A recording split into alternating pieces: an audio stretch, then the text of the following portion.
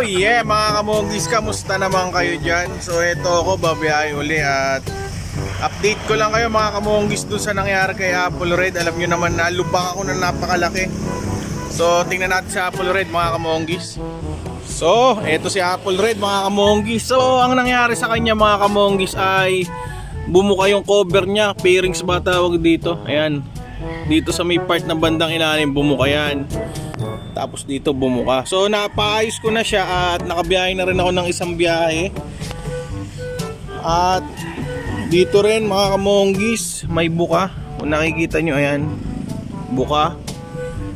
Saka dito bumuka din. Kawawang Apple Red. Tatanga-tanga kasi si Boy B.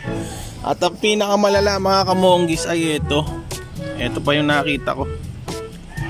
Nabingkong siya mga kamonggis. So bago ko siya ibiyahe, kinabukasan nun ay hindi ko pa napansin mga kamonggis na bingkong eh. Pero nararamdaman ko lumalambot. Kaya pala yun nga, nabingkong mga kamonggis. So ang problema ko rito, lumalabas yung hangin dito mga kamonggis. Flat siya nung binahe ko siya. Tapos ngayon, babiyahe ko flat uli. Yun ang masama, yun ang mabigat. So yun nga yung nangyari kay Apple Red. Nabingkong yung rim niya dito sa may panlikuran. Ayan. At ang problema ko rito mga kamonggis, lagi siyang napla-flat at napakamahal nung pagpapavulcanize dito. So kung hangin-hangin lang, okay lang, pa 5 piso. Kaya lang pag tagal-tagal nito, malaki rin yung 5 pisong maiipong ko. So meron na rin ako nakita nagre-repair nito. Kaya lang malayo siya dito sa may amin, sa may bandang Antipolo pa. So hindi siya pinapalo. Napanood ko siya sa YouTube. Ang galing at ang husay. So siguro kung hindi matatanggap to sa insurance tong mugs, hindi ako magkakaroon ng bagong mugs, malamang pumunta ako doon sa may part ng Antipolo na yun. So sa ngayon ay pupunta muna ako sa may Honda Prestige at ipapasok ko sa insurance si Apple Red. One eternity later. So mga kamonggis, ipapagawa ko na to sa Act Dynamis doon sa may Antipolo. At nandito ako sa may MacArthur Highway. Nakapag-desisyon na rin ako na ipapagawa ko na. Ganun din naman papagawa mo kaysa maghintay pa ako nung insurance. So ang update sa insurance ay kailangan ko pa ng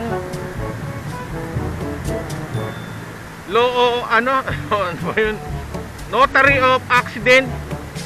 Tapos requirement pa nun yung blatter o police report para do sa aksidente. Maliit lang naman yung damage nitong si Apple Red, yung mugs ni Apple Red. Kaya nga lang, abala sa akin. So may MMDA, baka parahin tayo. Pero malamang ko hindi naman siguro.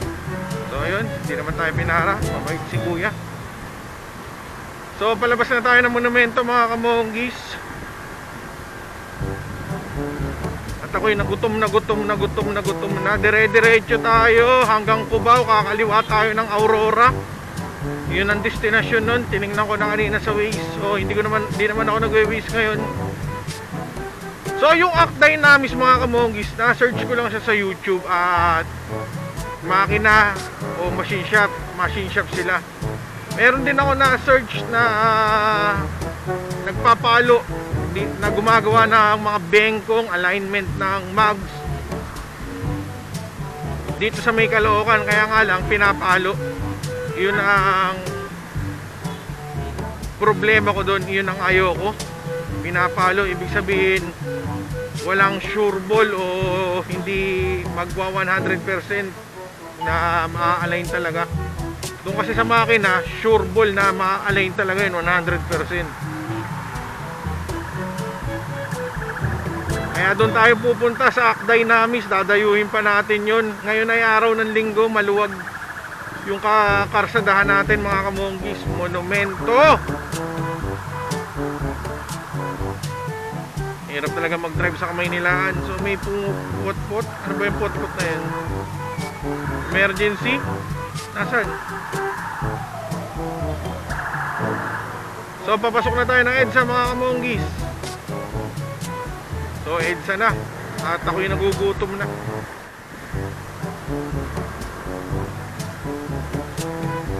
So papasok tayo ng Aurora Boulevard.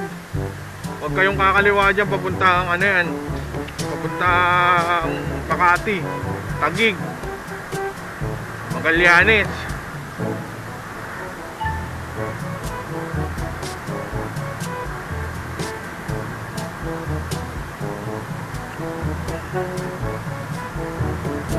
So may inuhuli ron ah.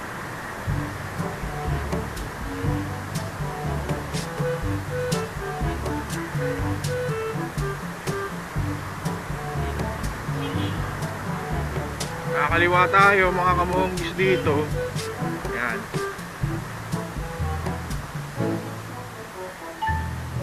Pero alam niyo mga kamonggis, pag pumesto ka ng kaliwa rito, lalo rush hour, dyan sa mga light vehicle na yan, ito Aurora Boulevard yan eh. Yan. Pag pumesto ka ng kaliwa rito, ibig sabihin mag-u-turn ka, hindi ka kakaliwa. Kailangan pagkakakaliwa ka, doon pupesto ka rito sa gitna. Lalo't may nakabantay, rush hour, pag u-turning ka ng mga yan. Marcos Highway na tayo mga kamonggis. 21 minutes and 12 kilometer na lang. Maluwag na maluwag rito.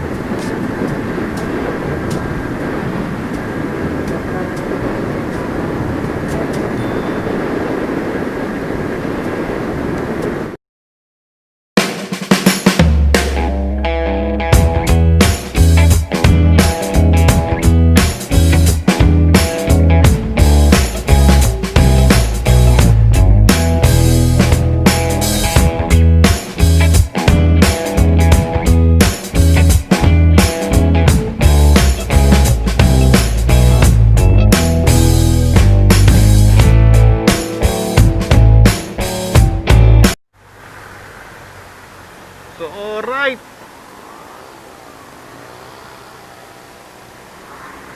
Yun no. Matindihan to.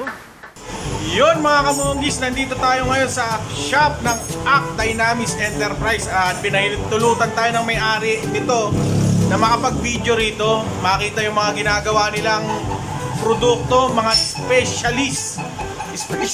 Focus! Nawala na naman sa focus si Boy BTB. So i-interview natin yung may-ari nito. Ako si Celestino Lamo, ako yung may-ari ng Act Dynamics at 4 na taon na kami gumagawa ng mga mugs at nag-specialize talaga kami sa alignment, alignment ng mga mugs ng kotse, alignment ng mugs ng mga motor at yung mga bumabanggaan ng mga motor, ginagawa po namin yung mga chassis, yung mga shocks, tipos na mga bumabaliko, ginagawa po namin yun. At may mga iba pa rin kami mga ginagawa, iba. So, kagaya ng mga pagre-rebore, honing, yung mga aluminum na nababasag, nagre-repair po kami, naghihina kami, mga crankcase. So, yun, marami pa kaming mga pwedeng gagawin ng mga product. So, pasyala kayo sa amin, mga kaibigan.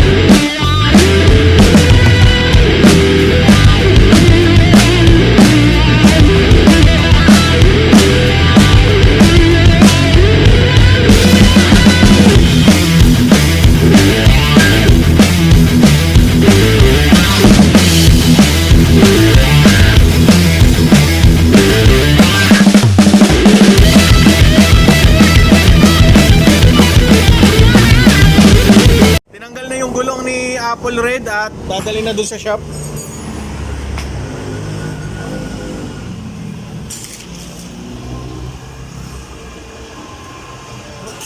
So ito yung gulong ni Apple Red mga kamonggi, sinayos na ni Kuya. So mga kamonggis, titingnan na ni Kuya Tino yung mags ko kung malaki ba yung bingkong. Sinalang na.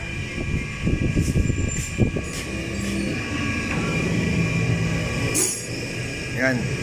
Para saan kaya yan? Para saan yan Kuya? Pang check lang to kung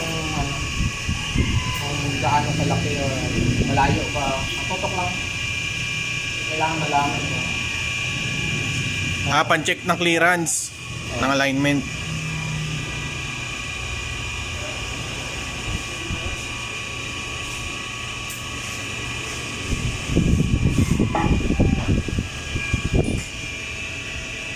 Tingnan mo itong clearance ito. Ayan. Tapos pagdating dito sa ano mo.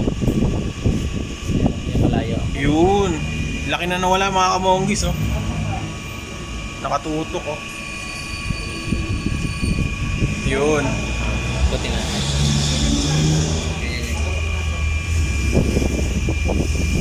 Tingnan mo sa gilid din. Mas malaki yung ano.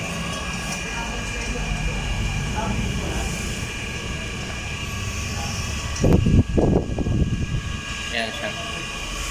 Tapos sa kabila, check natin kung meron.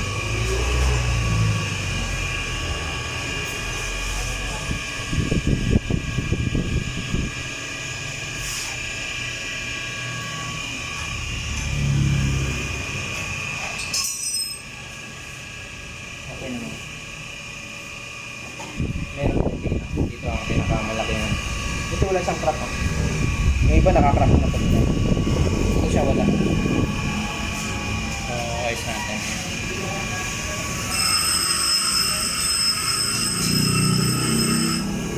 Tapos ito mag-check, kailangan natin i-press. Kasi kailangan natin bilugin to. So, yung iba kasi pinapukpok nila to, di ba? Makikita mo yung ibang mga gawa. Pinapukpok nila tong part na to. Iniinit nila. Kaya lang yung init nila, binabagan nila. Pag binaga kasi tong aluminum, pag binaga to, lumalambot. Hindi na siya ganun katigas.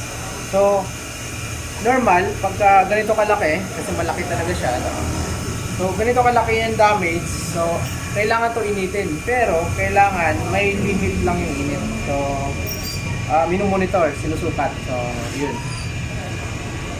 So, ngayon, dahil malaki yung pagkakabengkong niya, pagkaka-length ng labi niya, so, kailangan ito initan para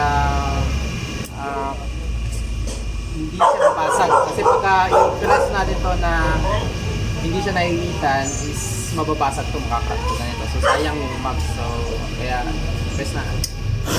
Kita natin bawat i-press.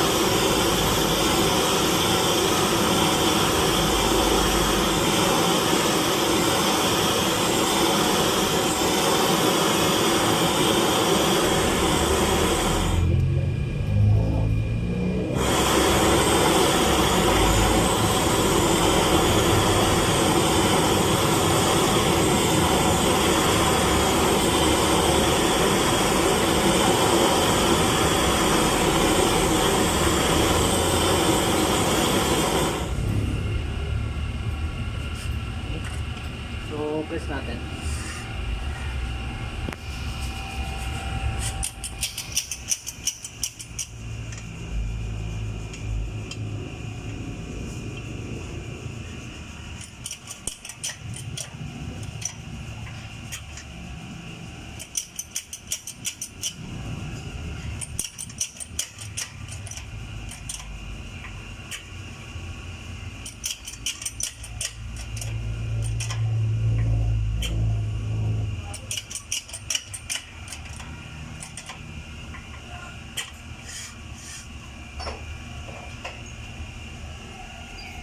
mapapansin mo, gumalaw na siya. Pero kung lang basta, hindi siya pwedeng tuloy-tuloy. Kuya, bakit hindi pwedeng tuloy-tuloy? Kasi lumalamig na rin tong ano eh. Kailangan ma-monitor yung tamang init ng carburetor. Dito pwedeng sobrang init yung yung iba kasi binabaga nila. So hindi yun dapat binabaga kasi pag binabaga na nila to, malambot na yan.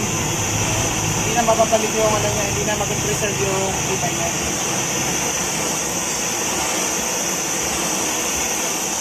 Kaya dapat sinusukat siya talaga.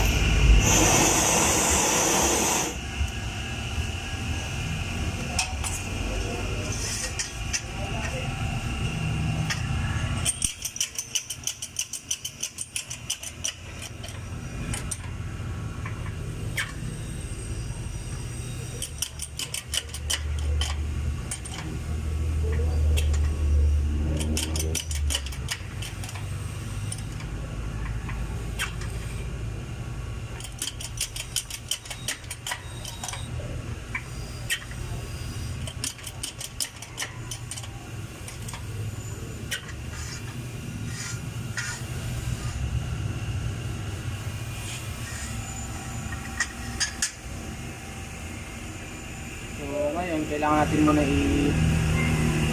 ibalik yung labi nito kasi nakalabas pa rin siya. So ipipress natin siya muna siya pa ganun bago natin final ng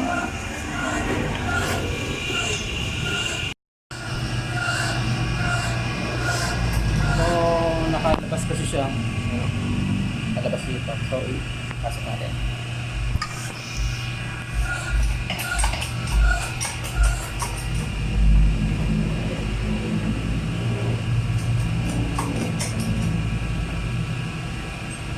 Natin konti kasi baka mabasag na lagi kasi yan.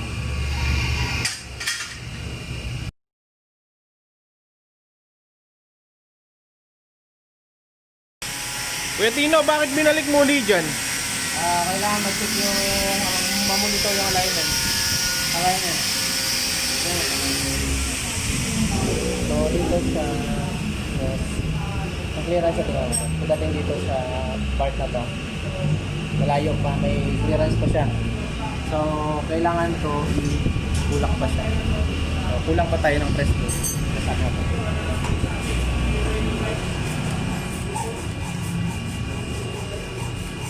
A few moments later. Kuya, may nakita akong ginuguhitan mo. Para saan yun? Para malaman ko kung saan ko sa i-press yung mga kulang. Kulang pa siya eh. Kulang siya na kulang ko. Kailangan ko malaman para mag-press ko doon.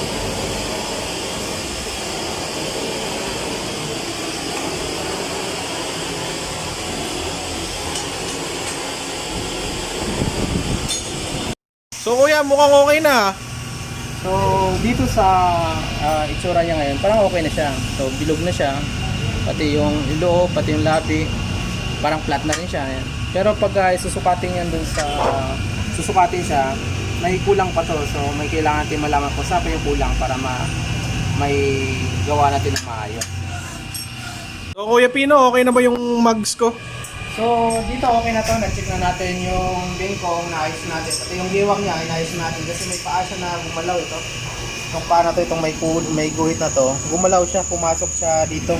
Kaya, dito na natin sa ating papunta rito. Saka itong isang paa na to, ito sa paa na to.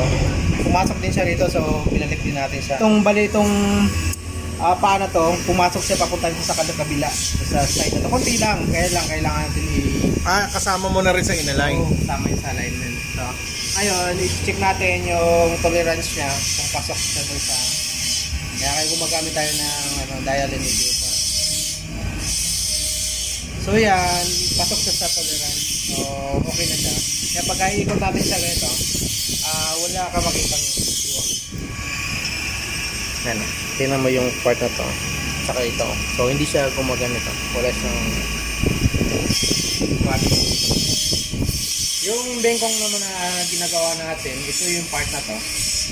Ito yun. So, ito yung pinrest natin siya ganito. Yung labi niya, naibalik na rin natin. Tapos yung bilog niya, nabalik na rin natin. Ito yung may tama kuya. Yan. Yan mga kamonggis, ito yung bingkong kanina. Ayan, no? Sobrang lalim. Yung sobrang lalim. So, Tapos ito na yung itsura niya. ngayon, balik ko sa natin. Yun. So kung ikutin natin siya ngayon, ikutin natin yung map. Yan yung ikot niya. So parang bago ulit ikot niya. So yun yung kagandahan pagka na monitor yung ano, na check ng maayos yung pag-alignment. So okay na to. Gamit na ni Busol ito na maayos. So Okay. Kuya, thank you. Maraming salamat, Kuya Tino, ha. okay, salamat din boss. Okay. Wala na akong magiging problema. Wala na to, sigurado to.